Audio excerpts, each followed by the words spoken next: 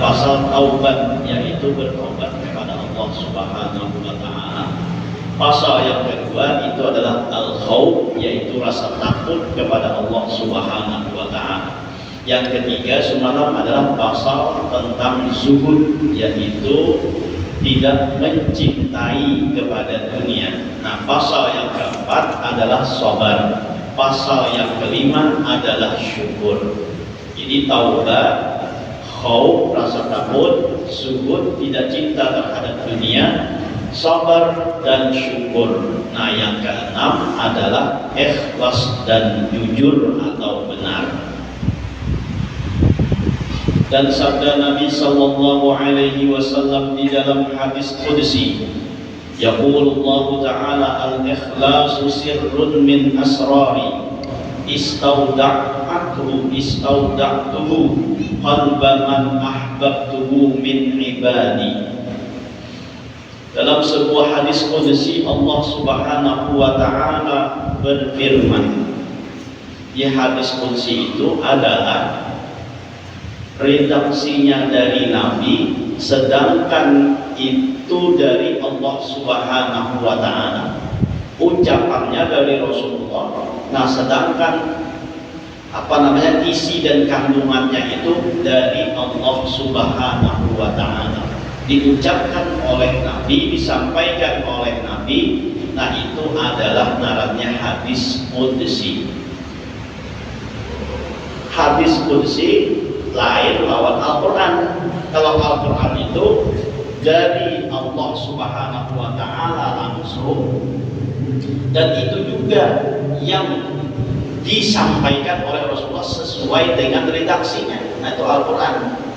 Kalau hadis qudsi ini dari Allah, nah itu lalu dibahasakan kepada Rasulullah sallallahu alaihi wasallam, disampaikan oleh Rasulullah, walaupun istilahnya kada harus sama, tapi sama dari segi arti apa yang disampaikan oleh Allah tersebut disampaikan oleh baginda Nabi melalui redaksi beliau. Maka namanya hadis qudsi. Allah Subhanahu wa taala berfirman, ikhlas itu satu rahasia daripada beberapa rahasiaku. Aku taruhkan akan dia di dalam hati seseorang yang aku kasih akan dia daripada hamba. Di ikhlas itu adalah sesuatu rahasia dari berbagai macam banyak rahasia Allah Subhanahu wa ta'ala yang Allah letakkan, yang Allah titipkan, yang Allah taruh. Di mana makna ikhlas ini? Di hati orang-orang yang Allah cintai. Nah, maka kita tidak akan bisa ikhlas kecuali yang diinginkan oleh Allah Subhanahu wa ta'ala. Kita berusaha ikhlas, nah maka ikhlas itu datang dari Allah Subhanahu wa ta'ala. Ini orang terbawa ikhlas, nah maka orang itu sudah otomatis menjadi orang yang dikasihi oleh Allah Subhanahu wa ta'ala. Jadi makanya ikhlas ini pahalanya sangat besar. Di antara pahala-pahala yang bisa membuat ikhlas itu seperti adalah ibadah waktu malam. Kenapa? Karena di waktu malam itu orang kadang namanya menyaksiakannya. Di antara lagi pahala yang besar daripada ikhlas itu adalah dengan sedekah secara sembunyi-sembunyi, atau punya orang sedekah sir, sedekah secara rahasia. Nah, itu juga dianggap besar pahalanya. Kenapa? Karena di situ bisa untuk ikhlas, karena di situ tidak tercampur dengan riya dan lain sebagainya daripada penyakit-penyakit amal. Tengah malam dibangun, siapa yang tahu? Kadang bini kan kada tahu pun kada digarap. Nah, beribadah di situ itu adalah pahala yang sangat besar. Yang paling afdalnya ibadah setelah sholat maktubah yang diwajibkan oleh Allah Ta'ala itu adalah sholatul lail, yaitu sholat pada waktu malam. Kenapa jadi ganda pahalanya? Karena ini bisa mendatangkan keikhlasan. Di tangan malam itu siapa yang tahu lagi? Murni, insya Allah ada dariatnya, paling ada situ ujungnya lagi. Kenapa? Karena merasa seorang lama ibadah melakukan ibadah itu lupa dari tolongnya Allah Ta'ala. Nah, ujungnya lagi. Amun riya, siapa yang diriyai? Itu bahari. Tapi wayah ini walaupun sebanyak tangan malam, apa aja untuk riya? Nah, cekrek update sosial. Alhamdulillah, awal walaupun hanya 2 rakaat malam ini. Wah, ya kan? Walaupun 2 rakaat, ya. Awal untuk apa tuh riya itu wayah ini tuh ada batasan lagi kan? Untuk orang bahari, udah sembahyang malam tuh siapa yang diriyai lagi kan ada lagi. Nah, jadi kita hendaknya bisa memakai dan menggunakan media sosial tersebut lebih-lebih lagi dalam menjaga hati kita, menjaga keikhlasan kita daripada berbuat ibadah tersebut hanya semata-mata untuk Allah Subhanahu wa Ta'ala. Sedekah sir lawan sedekah yang biasa itu lebih lebih gana pahala sirnya daripada pahala bersedekah bertarang-tarangan. Di antaranya salah satunya daripada pahala orang yang bersedekah sir apa tuh? Rajulun yatasaddaqu bi yaminihi wa la ya'rifu yasarihi wa la ya'rifu yasarahu. Seorang hamba sedekah dengan tangan kanan sampai-sampai tangan kirinya kada tahu. Itu namanya sedekah sir. Nah, itu juga termasuk menunjang untuk ikhlas. Istilahnya sampai orang parah aja tuh kada tahu bahwa inya nambah sedekah. Itu salah satu daripada bentuk untuk menuju keikhlasan tersebut. Nah, di antaranya adalah tadi dengan cara sholat malam, di antaranya lagi dengan cara ibadah itu namanya sedekah sir, sedekah rahasia. Tiba sedekah secara rahasia itu gana pahalanya daripada bertarang-tarangan dari segi rahasianya. Tapi pun dari segi bertarang-tarangan dua awak ikhlas, bahkan bisa membuat orang lain mengumpati. Nah, itu lain kisah pula, bukan? Paham ya? Jadi tergantung aja orang tuh hendak bersedekah sirri kan, atau bersedekah secara dohri kan, secara terang-terangan kan.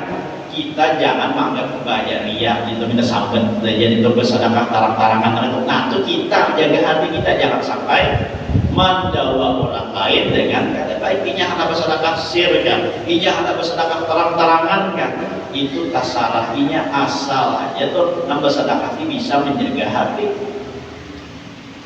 Tapi ya, kalau secara dasar, kalau tuh bila bersedekah secara nyata lawan bersedekah secara sirri, nah itu lebih gana pahalanya dari apa bersedekah sir daripada bersedekah nang secara apa tuh nang secara tarang-tarangan tadi tanpa melihat sebab akibat itu.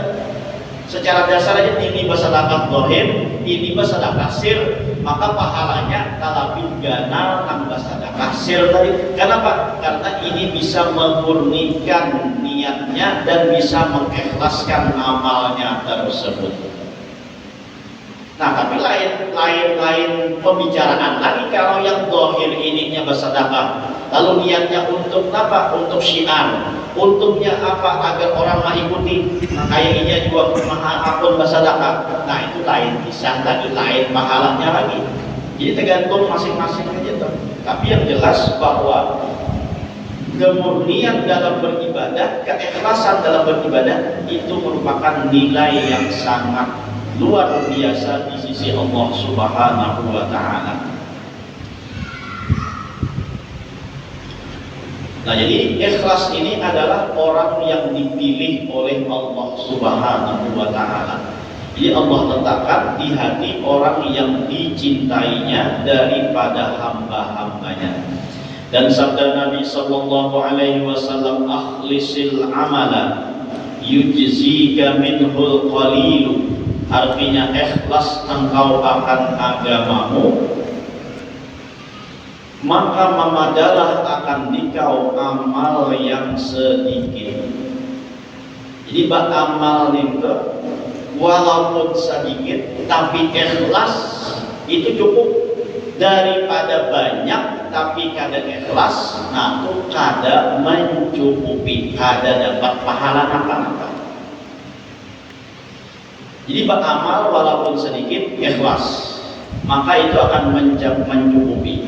Tapi kalau beramal ada ikhlas, apalagi sedikit pulang makinnya tambah ada cukup, banyak aja tuh ada cukup, apalagi sedikit. Kenapa? Karena di hari kiamat itu kayaknya tuh orang yang beramal ria, orang yang beramal ada ikhlas ini kayaknya merasa paling banyak besi amal, datang kepada Allah Subhanahu wa taala minta daripada pahalanya beramal tadi.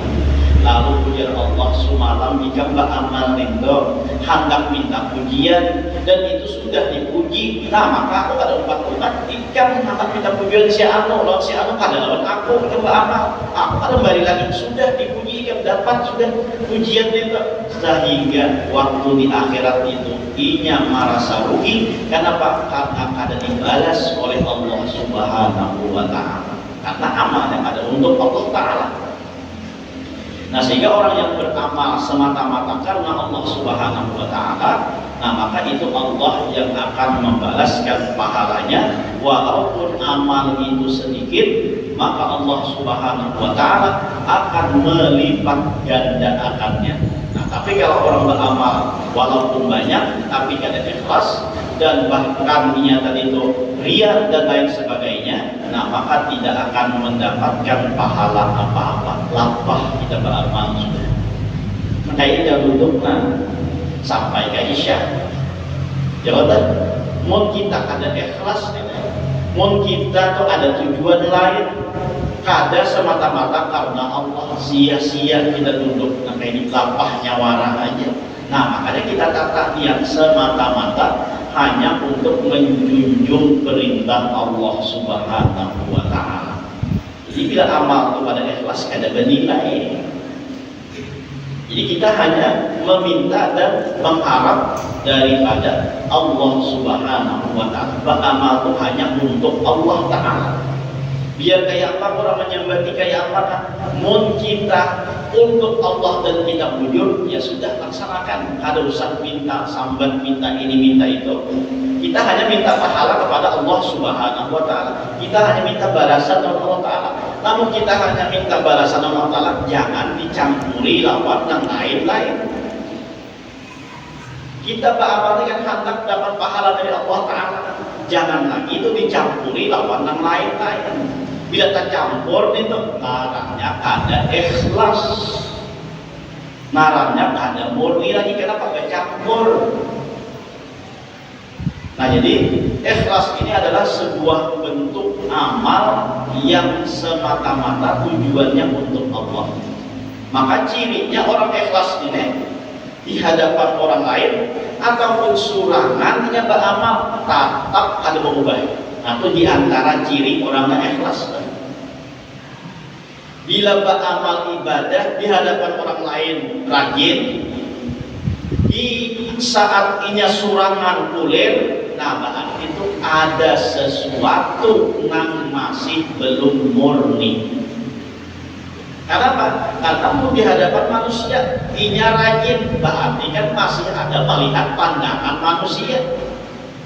Tapi karena bila sesurangan lalu kulir, nah karena dilihat oleh manusia tadi, lalu ingat ada mau melaksanakan amal di kulir beramal tadi, berarti itu masih ada sesuatu yang ada murni lagi. Pun murni karena Allah, Allah itu di mana aja pasti melihat, Allah di mana aja pasti mengetahui. Beramal nak kayak apa aja, Allah pasti tahu. Nah sehingga di mana aja beramal itu di hadapan orang lain ya. saat sendirian kan, tahap inya beramal ada berbeda-beda. Kita jangan amal dari segi adab banyak kadang kita tuh berbeda antara di hadapan orang lain lawan majunya orang kan. Sembahyang aja tuh ada. Bila lawan orang lain berjamaah baju rapi, tapi bila surangan sembahyang baju kaos saja, nah ini kan sudah berbeda nih, adab juga beda sudah, ya kan? Sembahyang, mun berjamaah sembahyang baju, iya aja pakai rapi, tapi tak karena sembahyang surangan, nah baju kaos, baju kaosnya jangan sampai raka pulang bolong-bolong tetap di bawah sembahyang menghadap Allah Ta'ala nanti. Berarti itu apa? Sembahyang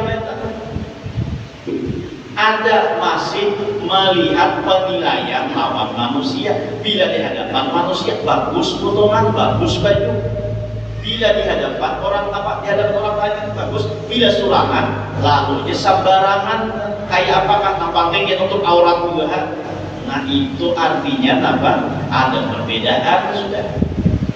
Amunnya inya ini ikhlas karena dihadapinya di Allah Ta'ala, nang disembahnya Allah Ta'ala di masjid ya Allah Ta'ala juga disembahnya, surangannya di rumah orang keadaan ya Allah Ta'ala juga disembahnya. Karena apa jadi belai?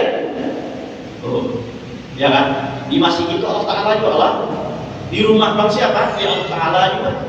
Allah Ta'ala, kenapa kita belain baju kita seharusnya sama, atau bahkan lagi jauh lebih baik kita beradab surangan kadang ada lihat turun.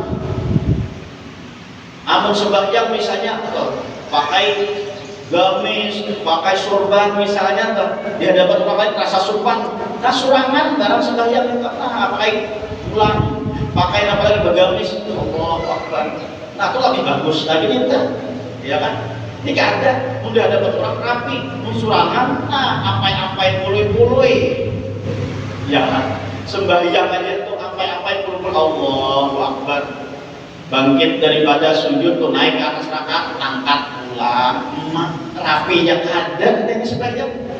Itu dari segi itu aja tuh kita kata kalau ikhlas lagi kita. Kada kau mau memurniakan dari doanya kita sembah di siapa Allah Ta'ala, murni kita sembah Allah Ta'ala di hadapan orang lain ataupun kita surahkan sama nama itu. Nah, sehingga pakaian kita tetap nama itu, bahkan lagi di hadapan di apa ada hadapan orang lain bahkan lebih bagus lagi itu daripada itu misalnya itu lebih bagus lagi itu. Mungkin surangan tuh misalnya ke mana ke masjid dipakai bulan misalnya sumpan di rumah berapa bulan ya kan? Berbulan itu 70 sama lawan besiwak kan? Besiwak sembahyang 70 sama berbulan tuh sembahyang lawan akan ada berbulan 70 juga beda. Berbulan atau pakai selendang atau 70 artinya bedanya. Nah makanya tuh sembahyang selendang itu yang diadat di bawah, andak di bahu, atau nanti perlu gunakan itu atau disuruh koyangkan. Nah itu yang bernilai pahala. Amun sembahyang andak sejadahnya, andak jadikan sejadah. Nah ini kan bernilai kan? Ini namanya sembahyang, ya kan?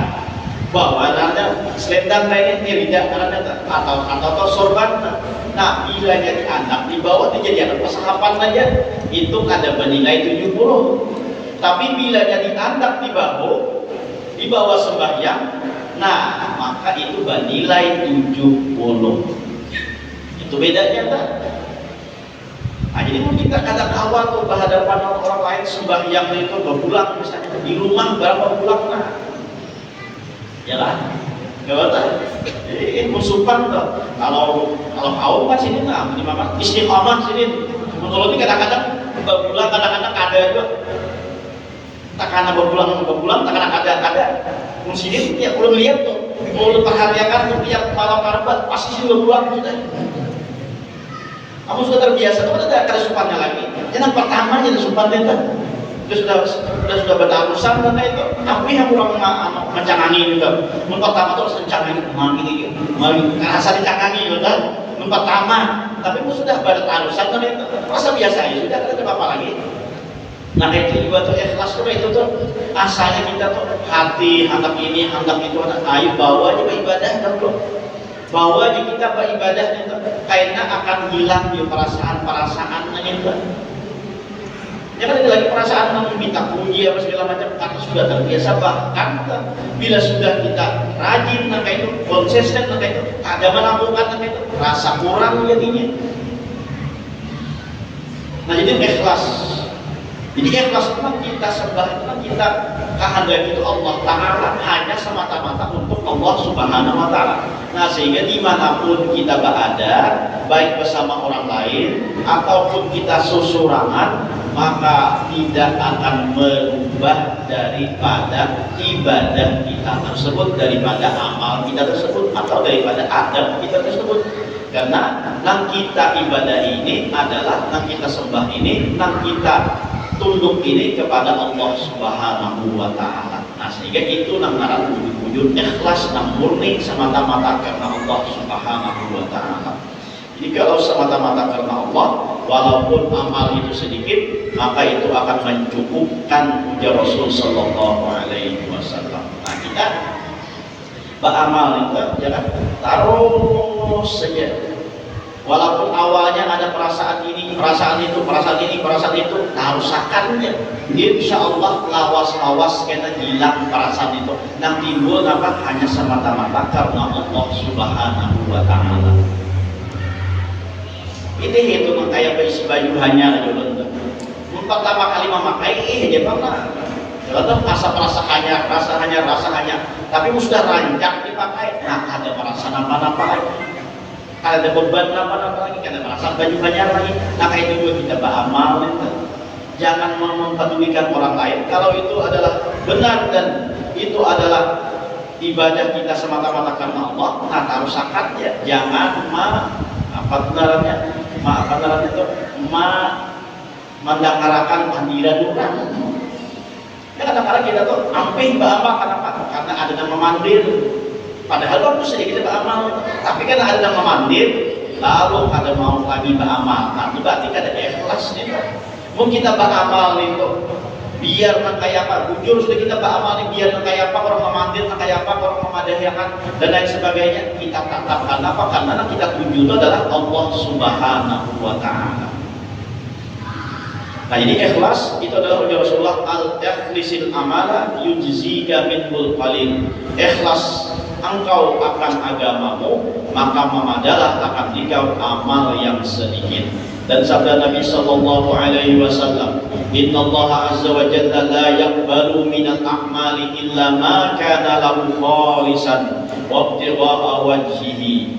Artinya bahwa Allah Azza wa Jalla tiada menerima daripada segala amal melainkan yang ada baginya ikhlas dan berkehendak karena dan Allah Ta'ala. Nah jadi setiap amal itu tidak akan diterima oleh Allah Subhanahu Wa Ta'ala kecuali murni semata-mata karena Allah dan mengharapkan ridha daripada Allah. Jadi waktu wajhihi itu ya mengharapkan ridha daripada Allah Subhanahu Wa Ta'ala. Jadi pun pada dasar itu amal itu kada diterima oleh Allah Subhanahu Wa Ta'ala. Nah ini nama ikhlas hati. Nah disinilah jadinya namanya taat batin, ya kan?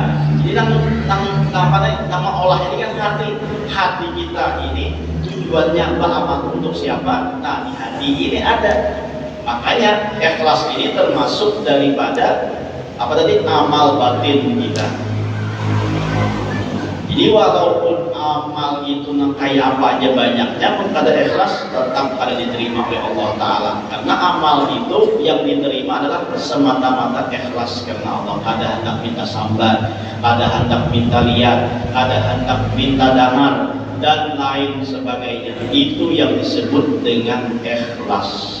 Ada campuran napa-napa, karena ikhlas hanya semata-mata karena Allah Subhanahu Wa Ta'ala. Nah maka amal itu baru diterima oleh Allah. Maka amal yang ikhlas ini akan menyelamatkan bukan hanya di akhirat saja, di dunia aja tuh sudah diberikan keselamatan oleh Allah Subhanahu wa taala. Dalam sebuah riwayat Rasulullah Shallallahu Alaihi Wasallam menceritakan 3 orang Bani Israel, yang mana 3 orang ini sedang berjalan. Lalu dalam saat berjalan itu tiba-tiba turun hujan. Lalu nomor 3 ini berteduh di sebuah gua. Karena hujan, lalu di tengah-tengah perjalanan tadi masuk ke dalam gua.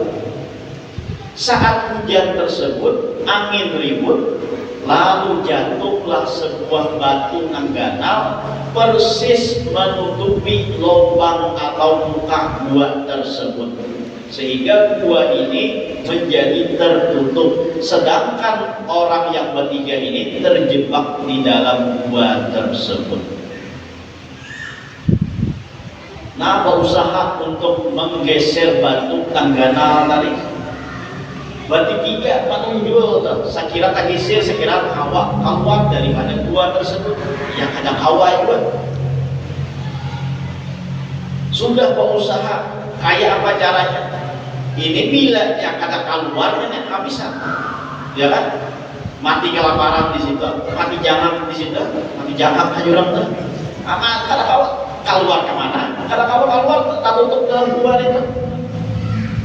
Akhirnya mereka pasrah, dan salah satu di antara mereka mengatakan, minta dan berdoalah kepada Allah Subhanahu wa taala dengan perantara amal mana yang kalian anggap yang paling ikhlas semata-mata karena Allah taala.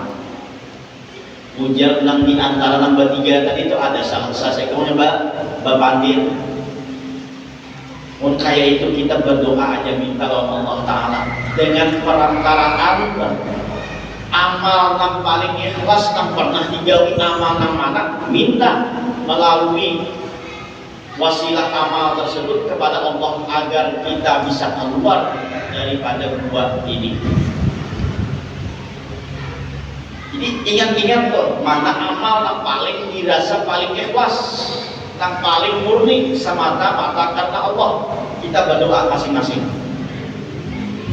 Lalu orang yang pertama berdoa, ya Allah, suatu hari ulun pernah melakukan perbuatan bakti kepada kedua orang tua ulun, di mana ulun membiasakan tidak makan terlebih dahulu dan minum terlebih dahulu kecuali kedua orang tua ulun yang makan dan minum. Pada suatu hari ulun terlambat datang ke rumah dan ulun sedang membawa minuman susu yang ulun berikan untuk keluarga dan kedua orang tua ulun. Karena ulun datang terlambat, akhirnya orang tua ulun sudah keduanya guring tidur, sehingga ulun menunggu kedua orang tua ulun ini di sisinya dengan memegang susu tersebut dan tidak memberikan kepada keluarga istri dan anak-anaknya sebelum diminum oleh kedua orang tua ulun ini. Jadi itu dalam doa itu mengisahkan tentang amal baktinya lawan orang tua, dan itu yang dianggap yang paling ikhlas sudah. Yaitu datang terlambat, orang tua guring. Kebiasaan kan ada makan ada minum dahulu, pun kada orang tua makan dahulu dan minum. Datang bawa susu, bawa minuman, dan terlambat orang tua sudah guring. Ada wani manggaran dan kada wani meminum dahulu. Saking baktinya menunggu kuitan puluh pina kuitan kita bangun kena sejam kah 2 jam kah kita bangun merasa lapar baru minum baru makan kita. Lalu kan kena tetangga guring itu perlu tak bangun dihadani sampai subuh. Hanya kedua orang tua ulun ini bangun dan ulun berikan minuman susu tadi, hanya setelah itu ulun minum dan berikan kepada keluarga, anak dan bini ulun. Ya Allah, jika memang amal ulun ini ikhlas semata-mata karena Engkau, maka ulun meminta dengan perantaraan amal ini keselamatan daripada gua ini. Tolonglah bukalah daripada batu yang menutupi tersebut. Imbah berdoa, tunjul batu tadi bergerak, tak kisir sedikit. Itu berkat amal soleh, ya kan? Nang bertiga tadi aja tuh menunjul, kata tunjul. Tapi imbah berdoa dengan tawasul, dengan perantara amal soleh, amal yang ikhlas tadi ditunjul, akhirnya tagisir. Tapi masih kadang awak keluar, pokoknya ada begisir sudah. Lalu nang kedua pulang berdoa.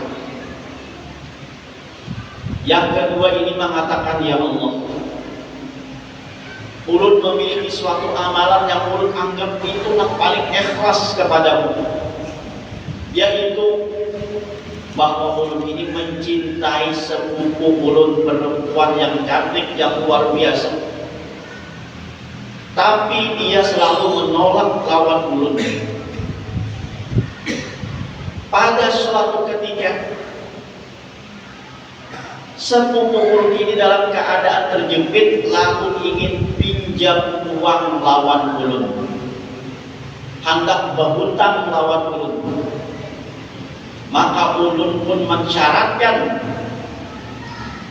kalau ingin berhutang, maka serahkanlah kehormatanmu lawan aku akan memberikan, bahkan kadang menghutangi, aku berikan. Rupanya karena terjepit si perempuan ini, akhirnya dia pun sepakat dengan permintaan sepupunya tadi. Ketika si laki-laki ini ingin menggauli si perempuan tersebut, lalu perempuan itu mengatakan, ittaqillah, takutlah engkau kepada Allah. Dengan ucapan tadi, aku pun merasa takut kepada engkau ya Allah, dan kutinggalkan perempuan tersebut dan kuberikan uang yang diminta, dan aku tidak berani lagi menggaulinya. Jika ini adalah suatu amal yang murni karena engkau, ikhlas semata-mata karena engkau, maka selamatkanlah kami dari gua ini. Setelah beramin, setelah selesai berdoa, tunjul pulang seikong ini, akhirnya tagisir pulang batu tadi, tapi masih belum bisa untuk keluar. Dan tahap berdoa yang ketiga sampai dulu. Kalau pandangan kisahnya pecah minggu enak, ulun singkat akan kau aja bang, ya Allah, malah sini, ya Allah, habiskan doanya. Lalu yang ketiga ini berdoa, ya Allah, ulun punya amalan yang ulun anggap itu yang paling ikhlas karena engkau, yaitu ulun punya karyawan, punya pembantu. Suatu hari ketika dipekerjakan pembantu ini, dan sampai waktu untuk gajian, semuanya pembantu ini belum gaji. Hanya tinggal satu orang yang kada mengambil gaji karena ia sudah tulak ke satu tempat yang kada belum ketahui. Akhirnya duitnya itu ulun kembangkan, ulun belikan kambing, belikan ternak. Dan ternak ini pun berkembang luar biasa, sampai akhirnya bisa beli sapi, beli unta, beli kuda dan lain sebagainya, banyak luar biasa. Setelah beberapa tahun kemudian, pembantu ulun yang belum mengambil gaji tadi datang kepada ulun untuk mengambil gaji yang belum dia terima. Lalu ulun padahkan itu semuanyaan kambing, onta, sapi, dan kuda itu adalah milikmu semuanyaan sebagai bayaran daripada ongkos bapak pekerjaanmu dahulu. Lalu ujar yang datang ini, kamu jangan mengejek aku, jangan mendustai aku, jangan memprank aku, tahu aja gajiku kali gagal semalam, ya kan? Lalu dikatakan ini bukan bercanda, ini memang sebenar-benarnya, karena semuanya itu adalah hasil daripada upahanmu yang aku kembangkan sehingga menjadi beberapa ternak yang banyak ini. ambillah sepunyaannya. Maka diambillah oleh orang tersebut, oleh si pembantu tadi, tanpa memberikan sedikit pun lawan ulun. Habis seberatan diangkutnya. Ayo, banyak sapi, banyak kuda, banyak, apalagi kambing banyak. Ada yang meninggali sedikit-sedikit dapat tahinya orang.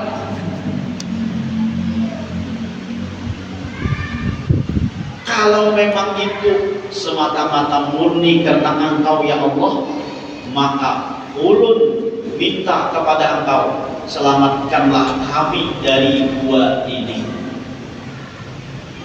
Lalu setelah berdoa ditunjuk batu tadi, akhirnya batu itu pun tergeser, dan yang ketiga ini pun dapat keluar daripada gua tersebut dengan selamat. Berkat apa? Berkat amal soleh, berkat ibadah yang ikhlas karena Allah Subhanahu wa Ta'ala. Nah, jadi ikhlas ini, amalan ikhlas ini bukan hanya di akhirat menyelamatkan, tapi di dunia pun sudah dapat menyelamatkan.